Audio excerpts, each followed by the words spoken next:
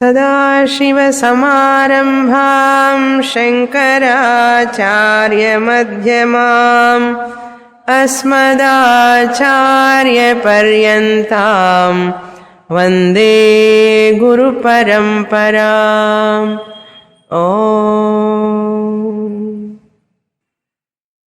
హిరణ్మయేన పాత్రేణ సత్యస్యాపి హితం ముఖం తత్వం పూషణ్ణపావృణు సత్యధర్మాయ దృష్టయే.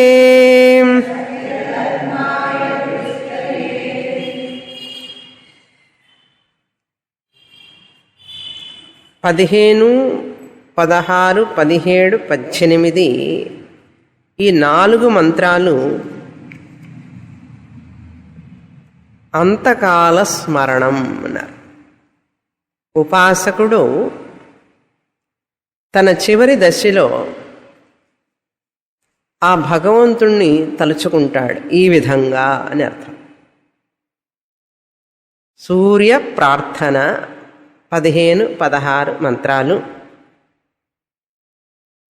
17 18 మంత్రాలు అగ్ని ప్రార్థన అన్నారు. అగ్నిదేవుణ్ణి తలుచుకుంటాడు ఉపాసకుడు.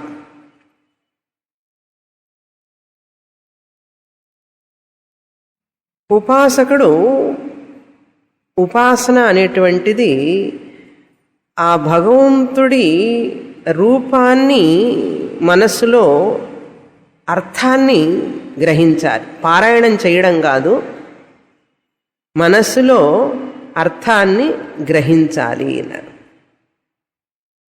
ధ్యానం అంటే ఏమిటి? క్షీరోధన్వ ప్రదేశే ఆ శ్లోకం చదివేటప్పుడు ఆ పరమాత్ముని యొక్క ఆ ప్రతి పదానికి అర్థాన్ని మనసులో తలుచుకోవాలి, అన్వయించుకోవాలి. రత్నైః కల్పితమాసనం హిమజలై స్నానం చ దివ్యాంబరం నానారత్న విభూషితం మృగమదామోదాంకితం చందనం. ధ్యాన శ్లోకాలన్నీ కూడా ధ్యానానికి ఉపయోగపడతాయి, పారాయణానికి కాదు. ధ్యాన శ్లోకాలన్నీ పారాయణానికి కాదు, ధ్యానానికి మాత్రమే. కనుక ధ్యానం చేసే శ్లోకాలు మనం మనస్సులో తలుచుకోవాలి. ధ్యానం చేసేటప్పుడు ఆ యొక్క రూపాన్ని తలుచుకోవాలి. కర్మ అంటే పూజ చేయడం, అర్చన చేయడం, అదంతా అయిన తర్వాత ఆ యొక్క రూపాన్ని తలుచుకుంటూ ధ్యానం చేయాలి. కనుక కర్మ ఉపాసన సముచ్చయ అంటారు దీన్ని.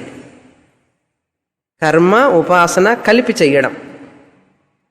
కేవల కర్మ మాత్రం చేస్తే ఎక్కడికి వెళ్తాడు? స్వర్గలోకానికి వెళ్తాడు. కేవల కర్మ చేస్తే కృష్ణగతి ద్వారా పితృలోకానికి, పితృలోకం అంటే స్వర్గలోకం, పితృలోకానికి వెళ్తాడు కృష్ణగతి ద్వారా. చీకటి మార్గం అంటారు దాన్ని. ధూమో రాత్రిస్తథా కృష్ణ షణ్మాస దక్షిణాయనం అగ్నిర్జ్యోతిరః శుక్ల షణ్మాస ఉత్తరాయణం. ఎక్కడ చదివాం? 8వ అధ్యాయం భగవద్గీత. అంతకాలంలో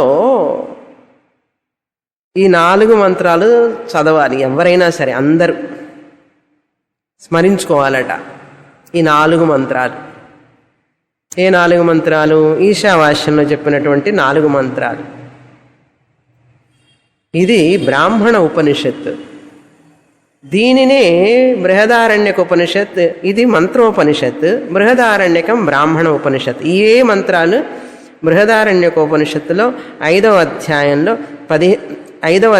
15వ బ్రాహ్మణంలో వస్తాయి ఈ 4 మంత్రాలు.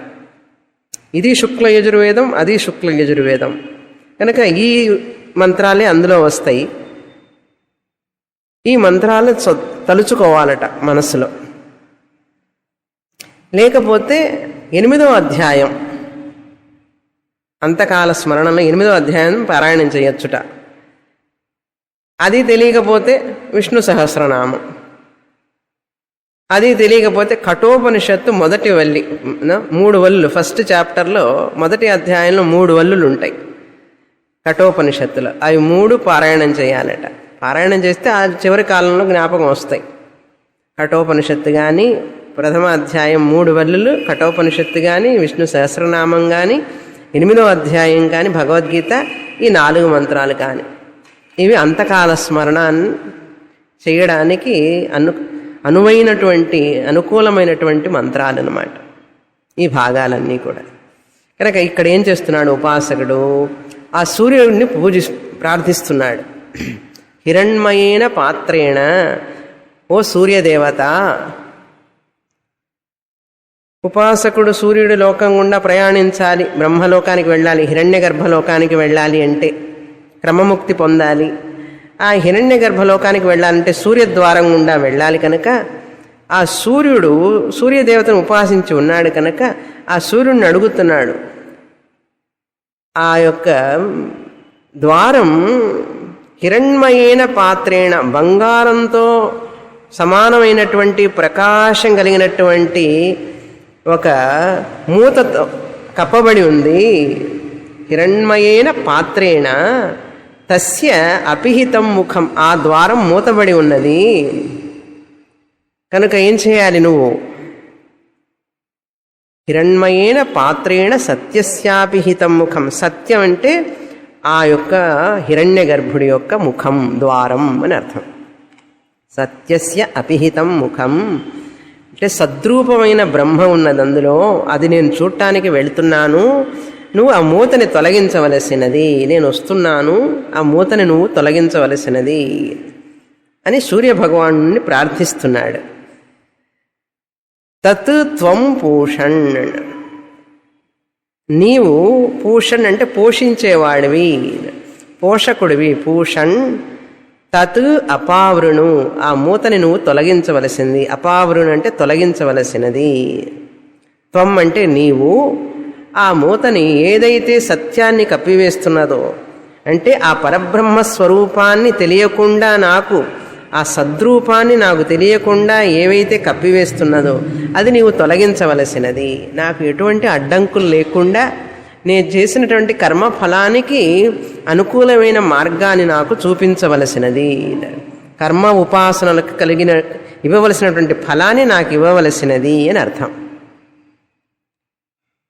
అపావృణు దేనికోసం, ఎవరికి ఇవ్వాలి? సత్యధర్మాయ, నేను సత్యాన్ని పాటించిన వాడిని, ధర్మాన్ని. సత్యధర్మం అంటే నేను వైదిక అనుష్ఠానాన్ని చేసిన వాడిని, ధర్మాన్ని పాటించి సత్యధర్ముడిగా జీవించిన వాడిని. సత్యాన్ని చూడడం కోసం నా జీవితాంతం కూడా ధార్మిక మార్గంలో ఉంటూ, మంచివాడిగా మంచి వైదిక మార్గంలో ఉంటూ, వైదిక కర్మలు చేస్తూ ఉన్నటువంటి నేను అంటే అటువంటి నాకు అంటే సత్యధర్మాయ అని అర్థం. ఎప్పుడూ దైవచింతనలోనే భగవచ్చింతనలోనూ ఉన్నాను. నిన్ను చూడడం కోసమే, ఆ భగవంతుడిని చూడటం కోసమే నేను జీవితం అంతా ధారపోశాను. కనుక అటువంటి నేను ఎవరినవుతాను? సత్యధర్మాయ. సత్యధర్ముణ్ణి నేను. సత్యాన్ని దర్శించడం కోసం ధార్మిక జీవనాన్ని జీవించినటువంటి వాణ్ణి సత్యధర్ముణ్ణి. అటువంటి నాకు సత్యధర్మాయ అని అర్థం. అటువంటి సత్యధర్ముడి కొరకు ఏం చేయాలి? దృష్టయే, ఆ సత్యాన్ని నేను దర్శించాలి కనుక, ఆ పరబ్రహ్మాన్ని నేను దర్శించాలి కనుక, ఆ హిరణ్య గర్భుణ్ణి నేను దర్శించాలి కనుక నాకు ఆ మార్గాన్ని నువ్వు సుగమం చేయవలసినది, అంటే తేలిక చేయవలసినది, వెళ్ళడానికి ఆ మూత తీసివేయవలసినది అని అర్థం. సత్యధర్మాయ దృష్టయే అని అర్థం. తర్వాత మంత్రం చదువుతాం. 16వ మంత్రం. పూషణ్యేకర్షే యమ సూర్య ప్రాజాపత్య వ్యూహరశ్మిన్ సమూహ తేజో యత్తే రూపం కళ్యాణతమం తత్తే పశ్యామి యోసావసౌ పురుషః సోహమస్మి.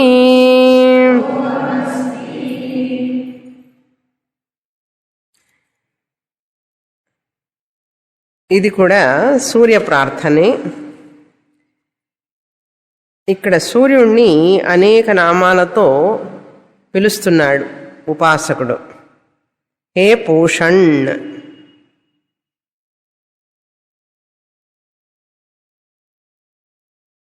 పూషణ్ అంటే పోషించువాడు అని అర్థం. హే ఏకర్షి అన్నారు. ఏకర్షి అంటే ఏకః సన్ ఋషతి గచ్చతి ఇది ఏకర్షి, ఒంటరిగా ప్రయాణం చేయువాడు అని అర్థం ఏకర్షి అంటే. హే ఏకర్షి. హే యమ అన్నారు. కాలాన్ని నియంత్రించేవాడు అని అర్థం. యమ అంటే నియంత్రణ చేయువాడు, పగలు రాత్రిని నియంత్రించేవాడు సూర్య భగవానుడు యమ అని అర్థం.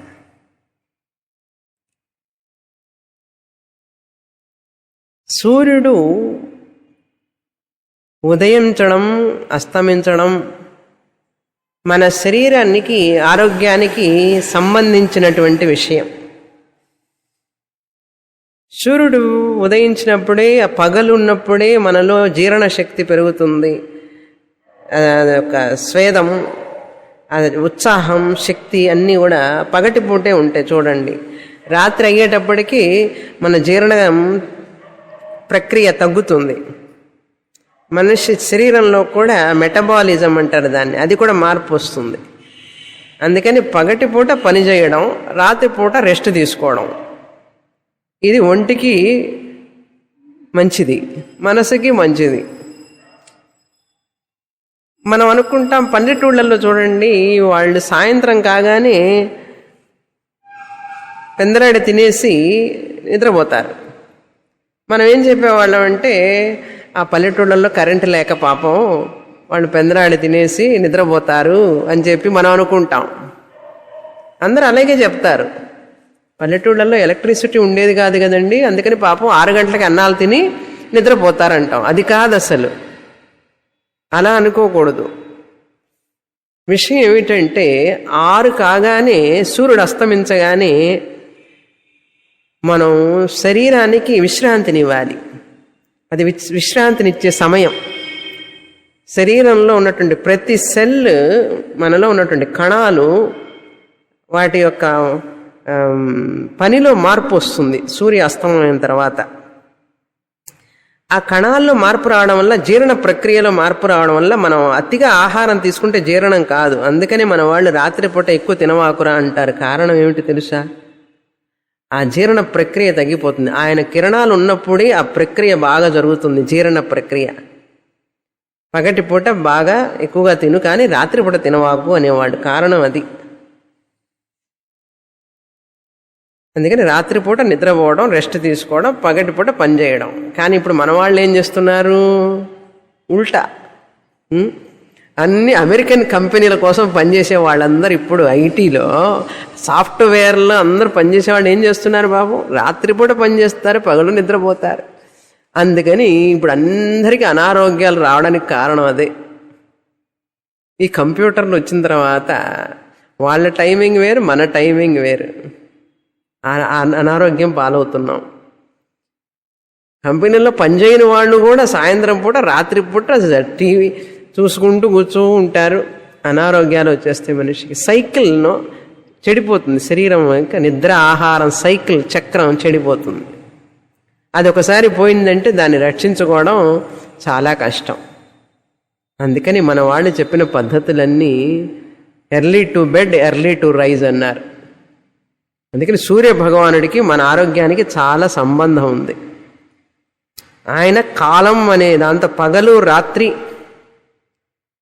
అనే కాలంతో యమం అంటే కంట్రోల్ చేస్తూ ఉంటాడు ఈ శరీరాలన్నింటినీ కూడా, ఈ సృష్టి ప్రక్రియ మొత్తాన్ని. సముద్రంలో నుంచి ఉప్పు నీరు తీసుకొని ఆ ఉప్పును వదిలిపెట్టి నీళ్లు తీసుకుంటాడు చూడండి ఆయన. తీసుకొని ఆ మేఘాల్లోకి పంపించి వర్ష రూపంలో పంపించి ఆ వర్షాన్ని కురిపించి ధాన్య రూపంలో జీవరాశులన్నిటికీ కూడా ప్రాణాన్ని ఇస్తున్నాడు ఆయన. అందుకే ఉదయాన్నే లేవగానే సూర్యుడికి నమస్కారం చేయమంటారు మన వాళ్ళు, సూర్య నమస్కారాలు చేయమంటారు. మన యొక్క సంప్రదాయం అది. కంటికి కనపడే దైవం అంటారు తమిళంలో వాళ్ళు, కణ్కండ దైవం అంటారు. కంటికి కనపడే ప్రత్యక్ష దైవం సూర్య భగవానుడు అన్నారు. అటువంటి సూర్యుడిని ప్రార్థిస్తున్నాడు. ఏకర్షి ఓ యమా అన్నారు. ప్రాజాపత్య అన్నాడు. ప్రజాపతి యొక్క కుమారుడు సూర్యుడు. ప్రజాపతి అంటే హిరణ్య గర్భుడి యొక్క కొడుకు. మీ నాన్నగారి దగ్గరికి వెళ్ళాలి నేను, నాకు పర్మిషన్ ఇవ్వు అని అడుగుతున్నాడు. ప్రాజాపత్య అంటే ప్రజాపతి యొక్క కుమారుడు. ప్రాజాపత్య, ఓ ప్రాజాపత్య, ఓ సూర్య భగవానుడా, ఏం చెయ్యాలి నువ్వు నాకు? ఎన్ని పేర్లు పెట్టి పిలుస్తున్నాడు చూడండి. హే పూషన్, హే ఏకర్షి, హే యమ, హే సూర్య. సూర్య కూడా ఒకటి ఉంది కదా. సూర్య అంటే ఏమిటి అర్థం అంటే, సూర్య అంటే సుష్టు ఈరయతి ఇది సూర్య, ప్రేరేపించువాడు అని అర్థం. ప్రేరణను కలిగిస్తాడు. ఉదయాన్నే సూర్యకిరణాలు పడగానే మన మీద మనకి ఎంత ఉత్సాహం ప్రేరణ వస్తుంది చూడండి. సూర్యుడు కనుక రాకపోతే 4 రోజులు డల్గా ఉంటాం, పొట్టలో జీర్ణ క్రియ కూడా తగ్గిపోతుంది. కనుక ప్రేరయతి, సుష్టు ఈరయతి ప్రేరయతి ఇది సూర్య అన్నారు. ప్రేరణ ఇచ్చేవాడు, మనల్ని పనిలోకి పురిగొల్పువాడు, పని చేయడం కోసం ఉత్సాహాన్ని శక్తిని ఇచ్చేవాడు అని అర్థం సూర్య అన్నారు. అటువంటి సూర్య ప్రాజాపత్య రశ్మిన్ సమూహ వ్యూహ అన్నాడు. రశ్మిన్ అంటే నీ యొక్క సూర్యకిరణాలను, రశ్మిన్ సూర్యకిరణాలను వ్యూహ అంటారు. అన్నిటినీ ఏకి అంటే సమూహ అంటే ఒక చోటికి తీసుకో, అన్నిటిని విస్తరింప చెయ్యవాకు. నేను హిరణ్య గర్భలోకానికి వెళ్ళాలి, నీ కిరణాలు చాలా అత్యంత తేజ అన్నాడు. యత్ తేజ తే రూపం అన్నారు. నీ యొక్క రూపం చాలా నా కళ్ళుకు మిరుమిట్లు గొలుపుతున్నది. ఆ వ్యూహం అంటే ఆ కిరణాలన్నింటినీ కూడా నువ్వు ఏకీకృతం చేసేసి దాని యొక్క పవర్ని తగ్గించు, నేను నిన్ను చూడాలంటాడు. సూర్యుడి వైపు చూడగలరా? అంతే, కళ్ళు పోతాయి. తర్వాత సూర్యుడి వైపు చూసి ఇటు చూడండి, మళ్ళీ ఒక్క వస్తువు కనపడదు, ఏమైపోతుంది కంటికి. కనుక అంతటి కిరణాలుంటే నేను నీ రూపాన్ని చూడలేను. కనుక ఆ కిరణాలన్నీ కొంచెం తగ్గించు, వాటి యొక్క ప్రకాశాన్ని తగ్గిస్తే నేను నీ యొక్క రూపాన్ని చక్కగా చూడగలుగుతాను. ఎటువంటి రూపం? నీ రూపం. తే రూపం అంటే నీ యొక్క రూపం కళ్యాణతమం, మంగళకరమైనటువంటి రూపం నీ రూపం. అటువంటి రూపాన్ని నేను చూడాలి నా కళ్ళతో. అలా చూడాలి అంటే నీ యొక్క ఈ డాజిలింగ్ అంటే కన్ను చెదరగొట్టేటటువంటి ప్రకాశాన్ని నువ్వు తగ్గించు అన్నారు. ఆ కిరణాలని తగ్గించవలసినది. తత్ తే పశ్యామి, నేను ఆ మంగళకర రూపాన్ని చూడాలి. ఎందుకని? యహ అసౌ యోసావసౌ పురుష సోహమస్మి అన్నారు. యోసావసౌ అంటే యో అంటే యహ, ఎవరైతే, అసౌ అంటే ఆ పురుషుడు, ఆ హిరణ్య గర్భ పురుషుడు ఉన్నాడే, సూర్యమండలంలో ఉన్నటువంటి సూర్యమండలస్థ హిరణ్య గర్భ పురుష నా హృదయంలోనూ ఉన్నాడు, నీలోనూ ఉన్నాడు. కనుక ఆ నీలో ఉన్నటువంటి ఆ హిరణ్య గర్భుడు, నాలో ఉన్నటువంటి హిరణ్య గర్భుడు ఒకడే. ఇక్కడ ప్రాణరూపంలో ఉన్నాడు, అక్కడ వాయు రూపంలో ఉన్నాడు. ఆయన ఒక్కడే ఆ పురుషుడు. అంటే సద్రూపంగా ఉన్నటువంటి బ్రహ్మ. ఆ హిరణ్యగర్భుడి సూర్యమండలంలో ఉన్నటువంటి హిరణ్యగర్భుడిలో ఉన్నటువంటి బ్రహ్మ, నాలో ఉన్నటువంటి బ్రహ్మ ఒకటే. సహా అహమస్మి అన్నాడు. ఆయన నేనే అన్నాడు. ఆ బ్రహ్మము నేనే. కనుక నువ్వేం చేయాలి? నీ యొక్క కిరణాలను తగ్గించి నాకు మార్గాన్ని ఇవ్వవలసినది అన్నారు. ఇది ప్రార్థన, సూర్య ప్రార్థన. యహా అసౌ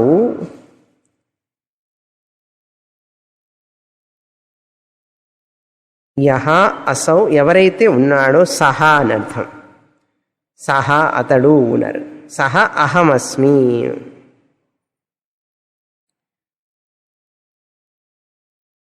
తర్వాత మంత్రం చదువుతాం. వాయురనిలం అమృతం అథ ఇదం భస్మాంతం శరీరం ఓం క్రతో స్మర కృతగం స్మర క్రతో స్మర కృతగం స్మర. ఇంతటితో 16వ శ్లోక మంత్రంతో సూర్య ప్రార్థన అయిపోయింది. ఇప్పుడు అగ్ని ప్రార్థన చేస్తున్నాడు ఉపాసకుడు. వాయు అనిలం అమృతం అథ ఇదం భస్మాగం శరీరం. చూడండి, మరణ సమయంలో ఈ ఉపాసకుడు జీవించి ఉన్నంత కాలం ఎన్నో అగ్నిహోత్రాలు చేసి, యాగాలు చేసి, అంటే ఆహుతులు చేసి ఇవన్నీ సమర్పించుకున్నాడు. ఆహుతులు చేసినప్పుడు ఆ అగ్నిలో ఎన్నో వేశాడు అన్ని. చివరికి చెప్తున్నాడు, ఓ అగ్నిదేవత, నేను ఎన్నోసార్లు అగ్నిహోత్రం చేశాను, నీకు ఎన్నో సమర్పించుకున్నాను. నేను ఇప్పుడు నా శరీరాన్ని సమర్పించబోతున్నాను. చివరిగా ఇంకా నేనేం ఇవ్వలేను నీకు,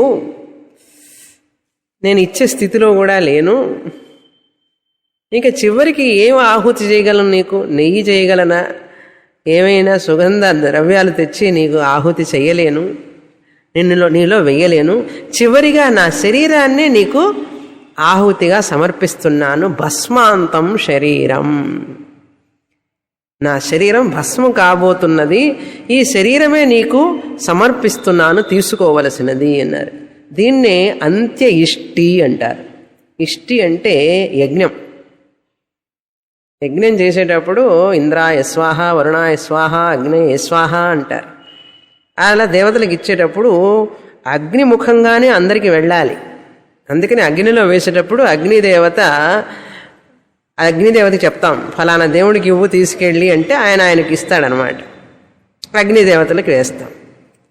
ఇంకా చివరిగా ఇవన్నీ నేను చేశాను, నీకు గుర్తున్నదా? నువ్వు గుర్తు చేసుకోవలసినది, నేను చేసిన కర్మలన్నీ కూడా ఎన్నెన్నో పుణ్యకర్మలు చేశాను కదా. ఇప్పుడు నాలో ఉన్నటువంటి ప్రాణం, వాయు, అనిలం, అనిలంటే బయట ఉన్నటువంటి వాయువులో కలిసిపోబోతున్నది అన్నాడు. ఇలా ధైర్యంగా ప్రార్థన చేసేవాళ్ళు. చావు వస్తుందంటే భయపడుతూ వడకటం, అయ్యో ఏమైపోతానో, ఎప్పుడు వస్తుందో, ఎక్కడ చచ్చిపోతానో, ఇట్లాంటి భయాలు ఉండేవే కాదండి ఆ రోజుల్లో. ఇప్పుడు భయపడుతున్నాడు, బయాప్సీ చేసుకొని భయం భయం భయం అంటాడు. బయాప్సీ అంటే ఏంటో తెలుసా? భయం అని పేరు. పరమార్థానంద స్వామి చెప్తారు, బయాప్సీ అంటే భయం అని పేరు. ఇలా బయాప్సీలు చేసుకోవడం, భయపడటం ఏమీ లేదు. మరణాన్ని ఆహ్వానించేవాళ్ళు. మరణం వచ్చి తీరుతుంది, నువ్వు ఆహ్వానించకపోయినా పోకపోయినా కూడా అది వచ్చి తీరుతుంది. కాబట్టి వచ్చి దాన్ని ఎట్లా ఆహ్వానిస్తే పోతుంది కదా. లేకపోతే ఏమవుతుందంటే మనసులో ఒక భయం. మనిషి ఒక్కసారే చనిపోతాడు, మరణ భయం అనేక సార్లు చంపుతుంది మనిషిని. ఎందుకంటే ఈ శరీరం వదిలిపెట్టి పోవడం భయం అనమాట. అయ్యో వదిలిపెట్టకూడదు, నువ్వు భయపడ్డా కూడా ఇది వదిలిపెట్టి పోవాల్సిందే కదా. అందుకని మన వాళ్ళు ఈ శరీర ధర్మాలన్నిటినీ కూడా చక్కగా అవగాహన చేసుకొని వాటిని అంగీకరించేవాళ్ళు. ఇంకా చెప్పాలంటే అసలు మందులు కూడా వేసుకునేవాళ్ళు కాదు వాళ్ళు. అల్లోపతి మెడిసిన్ వేసుకుంటే పాపం వాళ్ళకి ఒక మాత్ర కూడా ముట్టుకోరు వాళ్ళు. వాడిన ఆయుర్వేదం వాడేవాళ్ళు అసలు ఇంకా ఆర్థడాక్స్ పీపుల్ అసలు మెడిసినే వేసుకోరు. ఎందుకో తెలుసా? ఈ శరీరం వ్యాధితో బాధపడుతున్నది అంటే దీని ప్రారబ్ధ కర్మాన్ని ఇది ఖర్చు చేసుకుంటోంది. ప్రారబ్ధ కర్మం పోతున్నది. ఏ నొప్పి వచ్చినా సరేనండి, ఈ శరీరానికి ఏ వ్యాధి వచ్చినా కూడా నేను చేసినటువంటి పాపకర్మలన్నీ తొలగిపోతున్నాయి ఈ శరీరం ద్వారా అన్నారు. ఖర్చు చేసుకుంటున్నది బాడీ ఈ శరీరం ద్వారా. నేను అవి అనుభవించకుండా మందులు తీసుకుంటూ కూర్చుంటున్నాను అనుకోండి, బాధపడకూడదు అని చెప్పి చిన్న చిన్న దానికి కూడా మందు వేసుకుంటూ కూర్చున్నాడు అనుకోండి మనిషి. అంటే ఏమిటి అర్థం? నా కర్మఫలాన్ని నేను అనుభవించను అని అర్థం. ఈ జ్ఞానం ఇవన్నీ మనకి ఎక్కడ ఉన్నాయండి ఈ రోజుల్లో జనానికి? నాకా ఈ రోగమా ఎందుకు వచ్చింది అని అడుగుతాడే కానీ, ఓహో ఏ పాపం చేసుకున్నాను, ఈ రోగ రూపంలో నేను ఈ బాధపడుతున్నాను అని అనుకుంటే మనసుకి ఎంత శాంతిగా ఉంటుంది. ఇటువంటి రోగం ఏమిటి, ఇటువంటి బాధ ఏమిటి, నాకెందుకు వచ్చింది, నేను ఇంత చక్కగా ఉండేవాడిని, ఇంత ఆరోగ్యంగా ఉండేవాడిని అని బాధపడుతూ ఉంటాడే కానీ డాక్టర్లు కూడా ఏమి చేయలేని స్థితి చూశారా? అందుకని మనం చేసిన కర్మలే మన దుఃఖ రూపంలో వ్యాధి రూపంలో వచ్చి మనల్ని పీడిస్తూ ఉంటాయి. పెద్ద పెద్ద వ్యాధులే అక్కర్లేదు, చిన్న చిన్నవి చాలు. కనుక మనవాళ్ళు అంటే మీరు మందులు వేసుకోవద్దని చెప్పడంలా, నేను చెప్తున్నా. వ్యాధి వస్తే ఏదో భయపడిపోయి పరిగెత్తిపోయి జనం అక్కడికి పోయి ఆ డాక్టర్ దగ్గరికి పోయి ఈ డాక్టర్ దగ్గరికి పోయి, అందుకని సంవత్సరం మాస్టర్ చెకప్ చేయించుకుంటూ 6 నెలలకోసారి మాస్టర్ చెకప్. మీరు అడగండి మీ తాతలు ముత్తాతలు ఎవరన్నా మాస్టర్ చెకప్ చేయించుకున్నారేమో. వాళ్ళకి ఏమైనా సౌకర్యాలు ఉన్నాయా, ఆహారం ఉందా, విటమిన్లు తిన్నారా, కార్బోహైడ్రేట్లు ఉన్నాయా? పాపం వాళ్ళకి హాయిగా జీవించారు. ఎందుకంటే వాళ్ళకి మానసిక ఒత్తిడి లేదు.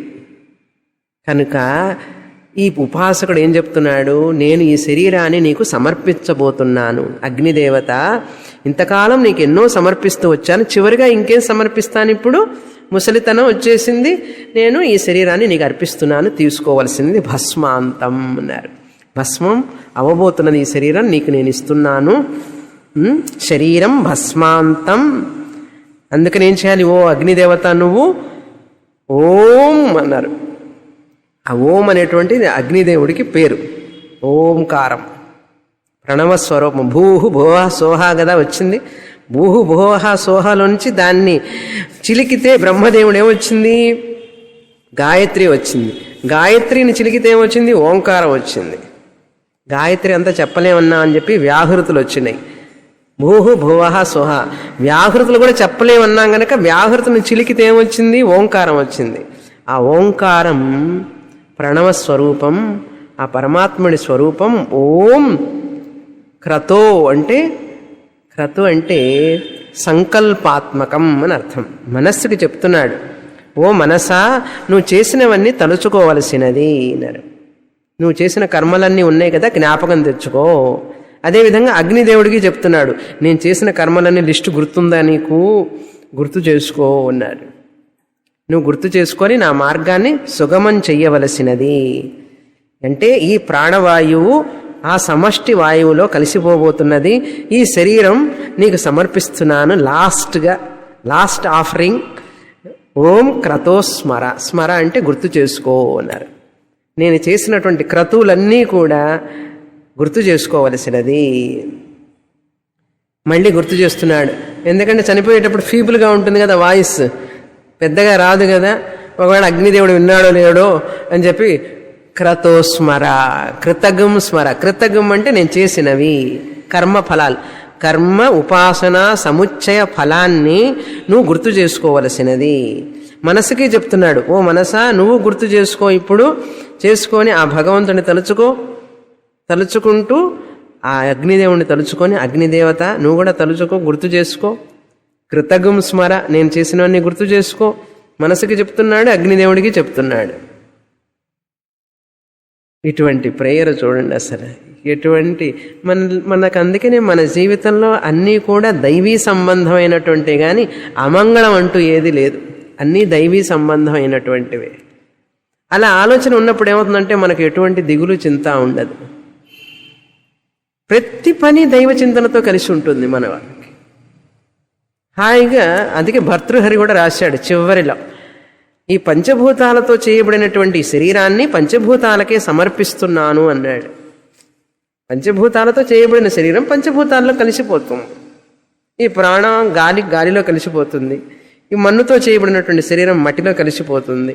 ఈ అగ్ని ఆ సమష్టి అగ్నిలో కలిసిపోతుంది. ఈ శరీరంలో వేడి అంటే ప్రతిదీ కలిసిపోతుంది. ఇది పరిపక్వత అంటే మానసిక పరిపక్వత. ముసలితనం అనేది వచ్చినా కూడా అది ఆహ్వానించాలి అంతే. వ్యాధి వచ్చినా సరే ఓకే, శరీర ధర్మం అది, కాకపోతే మందు తీసుకో అంతేగాని దాని గురించి దిగులు పడుతూ కూర్చోకూడదు. మందు తీసుకో, ట్రీట్మెంట్ తీసుకుంటూ ఉండాలి, ఔషధ సేవనం చెయ్యాలి.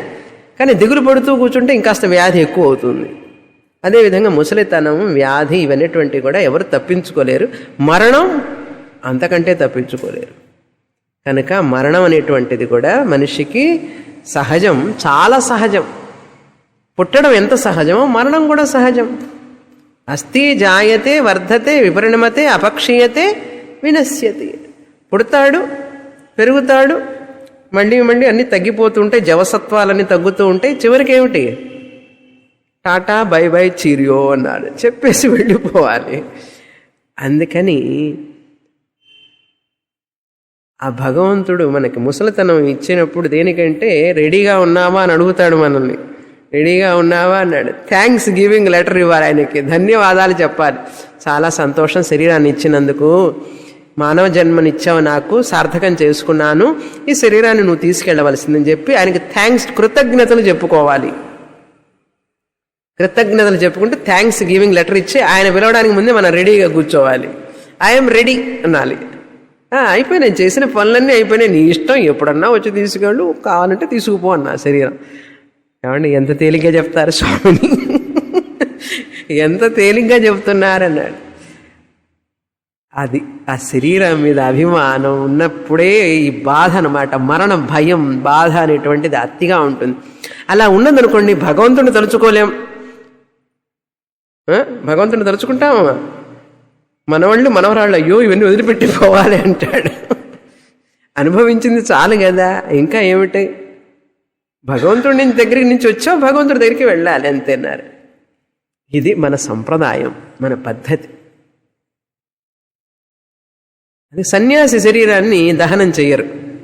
సన్యాసి వేద కర్మలన్నీ, వైదిక కర్మలన్నీ వదిలిపెట్టాడు కదా, అగ్నిహోత్రం వదిలిపెట్టాడు కనుక ఆ అగ్ని సంబంధం ఉండకూడదు కనుక ఈయనకి ఆ సన్యాసిని ఏం చేస్తారంటే మామూలుగా పూడ్చి పెడతారు, దహనం చేయకూడదు. అంటే కర్మలన్నీ వదిలిపెట్టేశాడు కదా, వైదిక కర్మలు, అగ్ని సంబంధం ఉండకూడదు. గృహస్థుడికి మాత్రమే అగ్ని సంబంధం ఉంటుంది, గృహస్థుడిని మాత్రమే దహనం చేస్తారు, కానీ సన్యాసిని చెయ్యకూడదు. వానప్రస్థుడైతే, గృహస్థుడై వానప్రస్థుడైనా కూడా దహనం చేయొచ్చు. కనుక అగ్ని సంబంధం అనేటువంటిది పవిత్రం అన్నారు. తర్వాత మంత్రం, అగ్నేనయ సుపధారాయే అస్మాన్ విశ్వాని దేవ వయునాని విద్వాన్ యుయోధ్యస్మజ్జుహరాణమేనో జుహురాణమేనో భూయిష్టాం తే నమ ఉక్తిం విధేమ.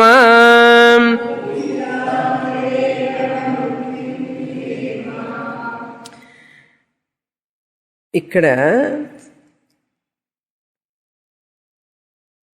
మన శాస్త్రం ప్రకారం మనిషి చనిపోయిన తర్వాత ఆ జీవుడు ఉంటాడు కదా, జీవాత్మ ప్రయాణం చేస్తుంది అన్నాం. జీవాత్మ ప్రయాణం చేస్తుంది. నచికేతుడు అడిగాడు కదా యమధర్మరాజుని, ఏయం ప్రేతే విచికిత్సా మనుష్యే అస్థిత్యేకే నాయమస్థితి చైకే. ఏదో కొంతమంది అంటుంటారు మనిషి చనిపోయిన తర్వాత ఏదో ప్రయాణిస్తుందని, మరి కొంతమంది చెప్తారు మనిషి చనిపోయిన తర్వాత ఏం ప్రయాణించదని. అసలు ఏమిటి, ప్రయాణిస్తుందా లేదా, ఏమన్నా ఉందా లేదా చెప్పు అన్నాడు నచికేతుడు యమధర్మరాజును. చార్వాకులేమో ఏం చెప్తారు, శరీరం పోయిన తర్వాత ఇంకేం ప్రయాణించదండి, ఇంకేముంది చూడటానికి, భస్మైపోతే బూడిదైపోతే ఏముంది, కంటి కనపడుతుందా ఏమిటి, ప్రయాణిస్తుందంటారు అని అంటారు చార్వాకులు. చార్వాకులు అంటే ఎక్కడుంటారు వాళ్ళు? శరీరమే సర్వం అనేవాడు చార్వాకుడు, నాస్తికులు అనమాట. వాళ్ళకి శరీరం తప్ప మరి ఇంకేం ఉండదు. జీవ సూక్ష్మ శరీరం ఒకటి ఉన్నదని చెప్పరు వాళ్ళు. ఆత్మ ప్రయాణించడం, పైలోకాలకు వెళ్ళడం ఎవరు చూశారండి? ఇవన్నీ ఊరికి కథలు చెప్తారు మాకు అంటారు వాళ్ళు. వాళ్ళందరూ చారువాకులు అనమాట. మనిషి చనిపోయిన తర్వాత ఏమీ ప్రయాణించదు అంటాడు. కొంతమంది ఏం చెప్తారు? నచికేతుడు అడుగుతున్నాడు. మరికొంతమంది చెప్తారు, లేదు లేదు, శరీరం, ఈ శరీరం చనిపోయినా కూడా ఇంకొక శరీరం ఉంది లోపల, కంటికి కనపడని శరీరం, సూక్ష్మ శరీరం. ఆ సూక్ష్మ శరీరం ఈ శరీరాన్ని వదిలిపెట్టేసి దీన్ని దహనం చేసినా సరే అది దహనం కాదు, అది ఫ్లైట్లో వెళ్ళిపోతుంది అన్నాడు. ఇండియన్ ఎయిర్లైన్స్లో అట్లా వెళ్ళిపోతుంది. ఎక్కడికన్నాడు? ఏ ఏ కర్మలు చేస్తే ఆ కర్మల ప్రకారం వెళుతుందన్నాడు. అలా నమ్మేవాడు ఆస్తికుడు అన్నాడు. ఆస్తికులు నమ్ముతారు. యమధర్మరాజు చెప్తాడు, అవును ప్రయాణిస్తుంది అన్నాడు. ఈ ప్రయాణించేది కూడా ఒకటి ప్రయాణిస్తుంది, ఒకటి ప్రయాణించదు అంటాడు. ఆ ప్రయాణించేది ఏమిటి, ఎందుకు ప్రయాణిస్తుంది, ఎలా ప్రయాణిస్తుంది, అలా ప్రయాణించడానికి కారణం ఏమిటి అని అడిగితే శాస్త్రం చెప్పబడింది. మామూలు కర్మలు చేసుకుంటూ వైదిక కర్మలు మాత్రమే చేస్తుండేవాడు ఆ పుణ్య ఫలాని వల్ల, వైదిక కర్మలు చేయడం వల్ల పుణ్యం రావడం వల్ల ఆ పుణ్యాన్ని అనుభవించాలి కదా, అందుకని ఏం చేస్తాడు, స్వర్గానికి వెళ్తాడని చెప్పామా లేదా? స్వర్గానికి వెళ్తాడు. అది ఒక మార్గం, కృష్ణ మార్గం. స్వర్గానికి వెళ్ళి ఏమవుతుంది, అయిన తర్వాత పుణ్యం అంతా అనుభవించి మళ్ళీ ఎక్కడికి వస్తాడు? తేతం భుక్త్వా స్వర్గలోకం విశాలం క్షీణే పుణ్యే మర్త్యలోకం, మస్కిటో లోకం అంటారు స్వామీజీ. శనైనగర్లో ఎన్ని మస్కిటోలు, మస్కిటో లోకం చవంతే అంటే వస్తాడు. విశంతి అన్నాడు, మస్కిటో లోకం విశంతి అన్నాడు. ఎవరు? కేవల కర్మలు చేస్తే. వద్దు వద్దు, నేను ఈ మస్కిటో లోకానికి రావద్దు అనుకున్న వ్యక్తి అయితే నేను ఆ బ్రహ్మలోనే లీనమైపోవాలి, ఆ బ్రహ్మలోకానికి వెళ్ళాలి అనుకుంటే క్రమముక్తి అన్నాం. చెప్పాం కదా, క్రమముక్తి. ఆ క్రమముక్తి కోసం ఈ ఉపాసకుడు ఇప్పుడు దేనికోసం? క్రమముక్తి కోసం. ఈ ఉపాసకుడు ఏం చేస్తున్నాడు? ఆ బ్రహ్మ హిరణ్య గర్భలోకానికి వెళ్ళి, హిరణ్య గర్భలోకం అంటే బ్రహ్మలోకం, ఆ హిరణ్య గర్భలోకానికి వెళ్ళడం వల్ల అక్కడ బ్రహ్మదేవుడి దగ్గర ఏం చదువుతాడు? ఈశావాస్యోపనిషత్తు చదివి ఉదయం, మధ్యాహ్నం, సాయంకాలం, నైట్ 4 క్లాసులు రోజుకి. ఎందుకంటే ఆకలి దప్పికలు ఉండవు, వంట చేసుకునే పని, బజార్కి వెళ్ళి కూరగాయలు కొనే పని ఉండదు. పొద్దున, సాయంత్రం, మధ్యాహ్నం అంతా క్లాసే ఒకటేమినా. 1 సంవత్సరం అయ్యేటప్పటికి 10 ఉపనిషత్తులు అయిపోతాయి. అన్నీ చదివేసి కూర్చుంటాడు. కూర్చొని ఏం చేస్తుంటాడు? బ్రహ్మవైపు చూస్తూ ఉంటాడు. అయిందయ్యా, ఎప్పుడు ఇంకా మనం ముక్తి అంటాడు. ఉండు నాయనా, ఇంకా యోగం కావాలి, కల్పం అయ్యే వరకు కూర్చోవాలి మన ఇద్దరం అని అంటాడు బ్రహ్మదేవుడు. కనుక సీనియర్ స్టూడెంట్గా కూర్చుంటాడు. తర్వాత ఇంకా వస్తుంటారు కదా లిస్టు, సీనియర్ స్టూడెంట్గా కూర్చొని వింటూ ఉంటాడు. ఆ బ్రహ్మ కల్పం అయిన తర్వాత ఈ ఉపాసకుడు కూడా క్రమముక్తిని పొంది ఆ పరబ్రహ్మంలో కలిసిపోతాడు. ఇది క్రమముక్తి అండి. ఇప్పుడు మనం చదివేది క్రమముక్తి విషయం. ఇప్పుడు మనలాగే ఇక్కడ కూర్చొని వింటున్నారు చూసారా, మీలాంటి వాళ్ళకి ఏమిటి అన్నారు, మీకు స్వర్గము కాదు, క్రమముక్తి కాదు, అంటే దేవయానము లేదు, పితృయానము లేదు, కృష్ణగతి లేదు, శుక్లగతి లేదు. మరి ఏం గతి మీ గతి అంటే అధోగతి కాదు, సద్యోముక్తి అన్నారు. సద్యోముక్తి ఏంటంటే ఇక్కడే ఇప్పుడే జీవించి ఉండగానే నిత్యముక్తుణ్ణి నేను, ఆత్మస్వరూపాన్ని అని గ్రహించగలుగుతాడు. ఎందుకంటే మీరందరూ చదువుతున్నారు కదా, ఉపాసకుడేమో చదవకుండా ఉపాసన చేస్తూనే కూర్చున్నాడు. అందుకని ఇక్కడ చదవకపోయినా, అర్థమైందా, అక్కడ చదవాల్సి వస్తుంది. అక్కడికి పోయి చదివేది ఇక్కడ చదవచ్చు కదా హాయిగా. కనుక ఏ కొద్ది మందికో గురువు లభించి ఆ గురువు చెప్పింది అర్థం చేసుకొని, ఆ గురువు చెప్పింది అర్థం చేసుకున్న తర్వాత దాన్ని జీర్ణం చేసుకొని, నేను ఆత్మస్వరూపాన్ని, నాకు బంధమే లేదు, నేను నిత్యముక్తుణ్ణి అని జ్ఞానాన్ని పొందుతాడు ఈ భక్తుడు. ఈ జ్ఞాని అవుతాడు. వీడికి సద్యోముక్తి. ఎవరు వీడు? నేను అని చెప్పుకోవాలి. నాకు ఏ ముక్తి కావాలి? మీకు స్వర్గం కావాలా? చెప్పండి. ఇప్పుడు స్వర్గం వస్తే మళ్ళీ మస్కిటో లోకం వస్తుంది కాబట్టి వద్దు. కనుక క్రమముక్తి కావాలి అంటే కండిషన్స్ చెప్పాను కదా, చాలా కష్టం. ఆ ప్రాణాన్నంతా తీసుకొచ్చి సుషుమ్న నాడి ద్వారా బ్రహ్మరంధ్రంలోనికి పంపించి, ఎప్పుడు? ప్రాణం పోయే సమయంలో. దానికి ఒక శ్లోకం ఉంది.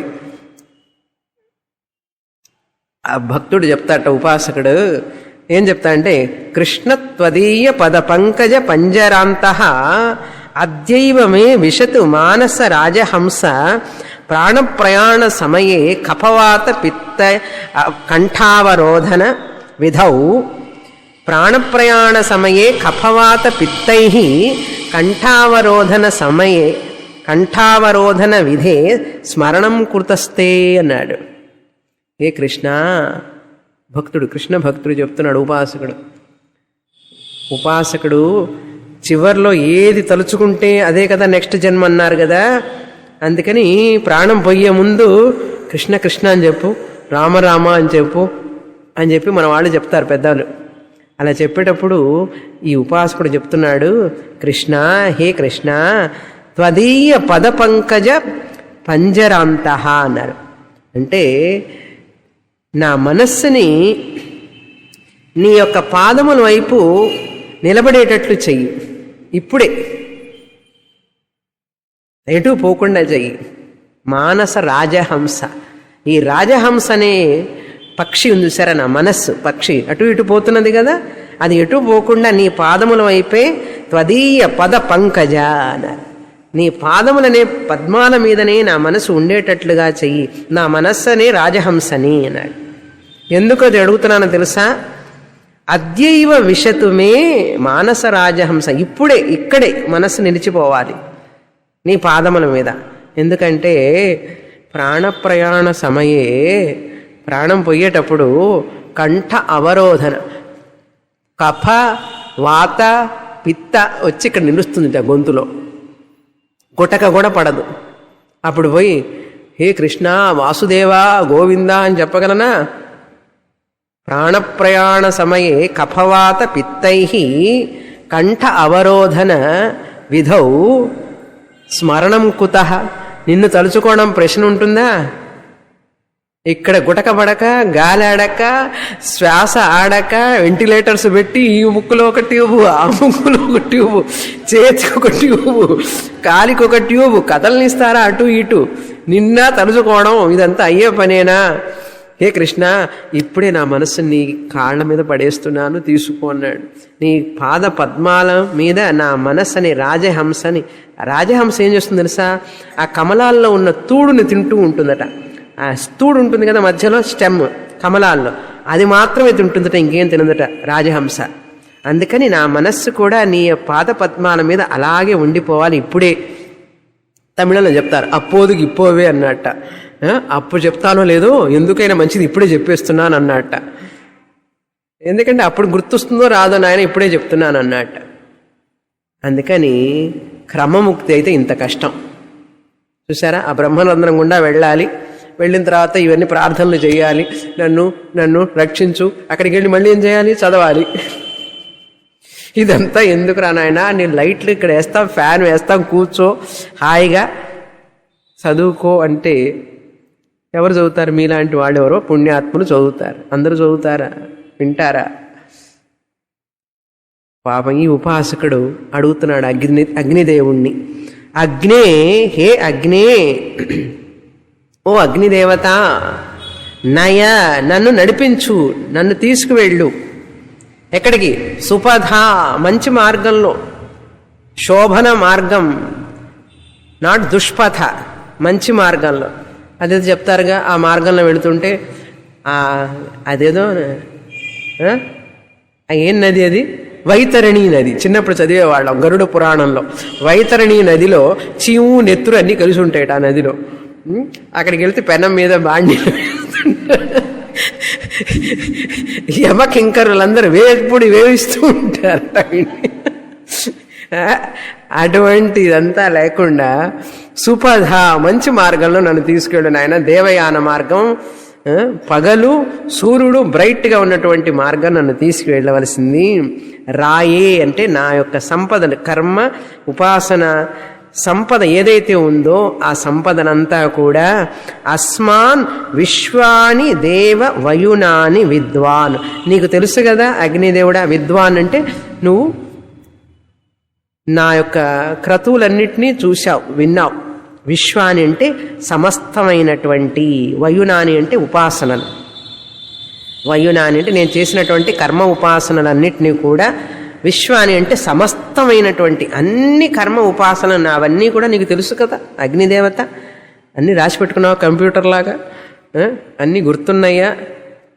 విద్వాన్ యుయోధి అన్నారు. యుయోధి అంటే వాటిని నాకు మార్గానికి ఏదైనా అడ్డంకు ఇస్తూ ఉంటే, నా ప్రారబ్ధ కర్మ ఏదైనా బలపడి నన్ను అడ్డగిస్తూ ఉంటే దాన్ని నువ్వు నిర్మూలించవలసినది అన్నారు. ఎందుకంటే నీకు ఎంత చేశాను నేను, ఎన్ని అగ్నిహోత్రాలు చేశాను, ఎన్ని అర్పించుకున్నాను, అవన్నీ చేశాను కదా. కొంచెం నాకు ఏదన్నా బ్యాడ్ ప్రారబ్ధం ఉంటే దాన్ని నిర్మూలించవలసినది. యుయోధి అన్నాడు. దాన్ని నిర్మూలించి నాకు మార్గం సుగమనం చెయ్యి. ఏనం నన్ను యుయో అస్మత్ జుహురాణం ఏనం. ఏనంటే ఏమైనా తప్పులు చేసుంటే, నేను ఏమైనా పొరపాట్లు చేసుంటే, మంత్రలోపే, తంత్రలోపే, క్రియాలోపే, కాలలోపే, నియమలోపే, శ్రద్ధాలోపే, నేను అన్నీ చేశాను.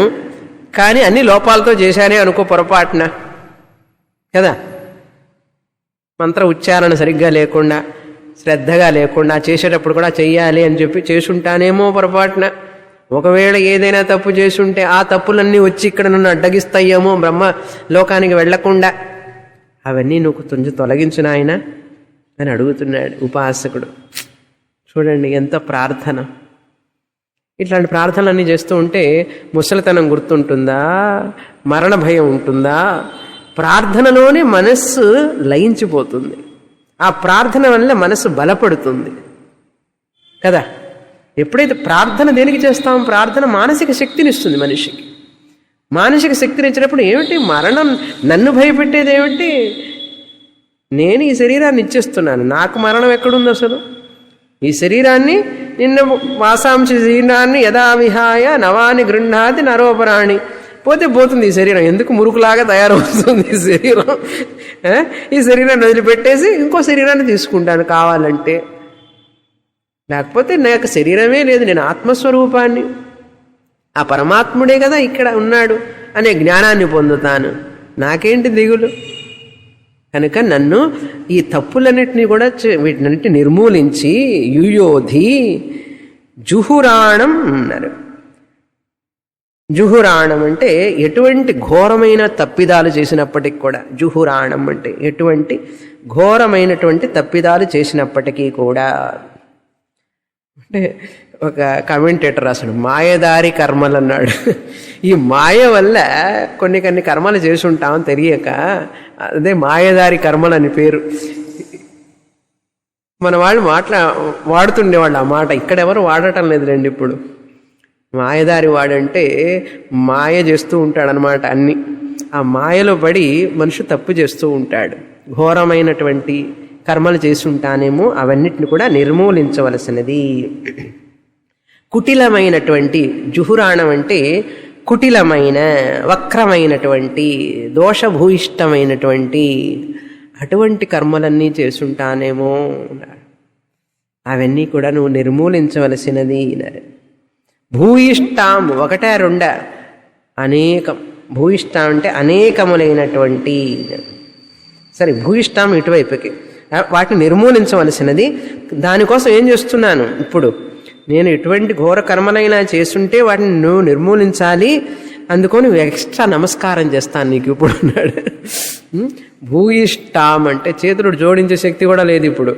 ఎందుకంటే ఇటు పక్కన ఒక ట్యూబ్ పెట్టారు, అటు పక్కన ఒక ట్యూబ్ పెట్టారు. ఉపాసకుడికి పెట్టర్లేండి, అనాయాస మరణం కదా ఉపాసకుడికి. చెప్తున్నా ఊరికి ఉదాహరణకి. వీడికి వద్దన్నా పెడుతున్నారు కదా. నాకు ట్యూబులు వద్దు, ఏం వద్దయ్యా అంటే నీకు తెలియదులే, ఉండు పెడతాం. ఎందుకంటే విల్లు రాయలా, ఇంకా విల్లు రాసి ఉంటే ఎప్పుడో పంపించేవాళ్ళు. ఉన్నప్పుడంతా ఏం చెప్తారంటే బాధపడుతున్నాడండి పాపం, చాలా బాధపడుతున్నాడండి అంటారు. పోయిన తర్వాత అవునండి మంచంలో ఉంటే కష్టపడేవాడు పాపం. అందరు ఇట్లా మాట్లాడతారు. మంచంలో ఉంటే పాపం చాలా కష్టపడేవాడు, అదృష్టవంతుడు పోయినాడు, అదృష్టవంతుడు పోయినాడట చెప్తారు. సరే, ఇప్పుడు ఏమిటి విషయం అంటే, నీకు చేతులు జోడించి నమస్కారం చేయలేను, నాకు శక్తి లేదు. ఉక్తి చెప్తున్నాను, భూయిష్ఠాం ఏం చెప్తున్నాను, నమః ఉక్తిం అన్నారు. నమస్కారం చెప్తున్నాను, నమః నోటితో ఆడు చెప్తున్నాడు, అది కూడా సౌండ్ రావడల్లా. నమ నమ నమ అంటున్నాడు, ఉక్తిం అన్నాడు. ఎందుకంటే సాష్టాంగ నమస్కారం చేయలేను, ముసలివాడిని అయిపోయి ఉన్నాను, ప్రాణ అంతకాలం ఇది, సాష్టాంగ నమస్కారం చేయలేను, చేతులు జోడించను, నేను చేతుల్లే లేవడం లేదు. ఎందుకంటే ఇంద్రియాలన్నీ కూడా ఆ దేవతల్లో కలిసిపోయినాయి.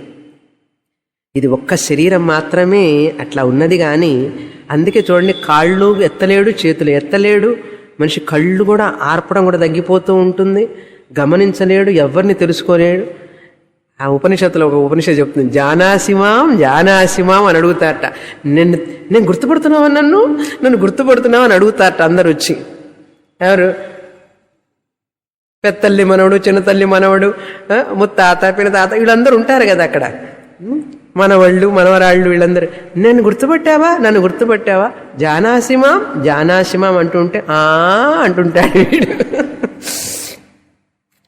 ఎక్కడికి పోయింది ఆ జ్ఞాపకం? కళ్ళు చూస్తూనే చూస్తూనే ఉంటాడు, కానీ గుర్తించలేడు.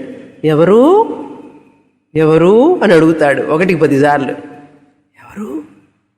ఎవరేమిటి, ఇప్పుడు వరకు నాతో మాట్లాడుతూనే ఉన్నా అంటే ఆ జ్ఞాపక శక్తి, ఆ బుద్ధి, అంతరంగం సమష్టిలో కలిసిపోయినాయి. అందుకని మరణించేటప్పుడు ఆ వ్యక్తిని చూడాలి దగ్గరుండి. మనం ఏం చేస్తాం, పారిపోతాం ముందు ఫస్ట్ ఆఫ్ ఆల్. ఇంకా అక్కడ ఉంటే మనసు కష్టం. అందుకని చూడండి, ఆ ఛాయల్లో ఉండవాడు. పోతున్నది, ప్రాణం పోతున్నది అంటే ఆ ఛాయల్లో ఉండాలి, ఉండి చూడాలి అసలు ఏం జరుగుతుంది. రేపు నా శరీరానికి కూడా ఇంతే కదా, అది చూసినప్పుడే మనకు తెలుస్తుంది దాని యొక్క విలువ. ఆ శరీరం జీవించున్నప్పుడు ఉన్నటువంటి విలువ అప్పుడు తెలుస్తుంది మనిషికి. అదొకటే పరమ సత్యం, దాన్ని గ్రహించగలుగుతాం మనం. కనుక నమ ఉక్తిం విధేమ, నా యొక్క నమస్కారాన్ని నువ్వు స్వీకరించవలసినది, అర్పిస్తున్నాను. విధేమ అంటే నీకు అర్పిస్తున్నాను నమస్కారాన్ని, చివరి నమస్కారాన్ని. ఉక్తి అంటే చెప్తున్నాను అన్నారు. శారీరకంగా కూడా చేయలేను, మనస్సు బలహీనమైపోయింది, వాక్యంతో చెప్తున్నాను. గ్రహించి నన్ను, అగ్నిదేవుణ్ణి ప్రార్థిస్తున్నాడు, నన్ను ఆ లోకానికి తీసుకువెళ్ళవలసినది. ఇంతటితో ఈశావాస్యోపనిషత్తు ముగిసింది. ఈ 18వ శ్లోకంతో, అంటే క్రమముక్తి మంత్రాలు ఇవన్నీ. మొత్తం సారాంశం వచ్చే వారం చూస్తాం. తర్వాత ఓం పూర్ణమదః పూర్ణమిదం పూర్ణాత్ పూర్ణముదచ్యతే పూర్ణస్య పూర్ణమాదాయ పూర్ణమేవావశిష్యతే. ఓం శాంతి శాంతి శాంతి. హరి ఓం. శ్రీ గురుభ్యో నమః. హరి ఓం.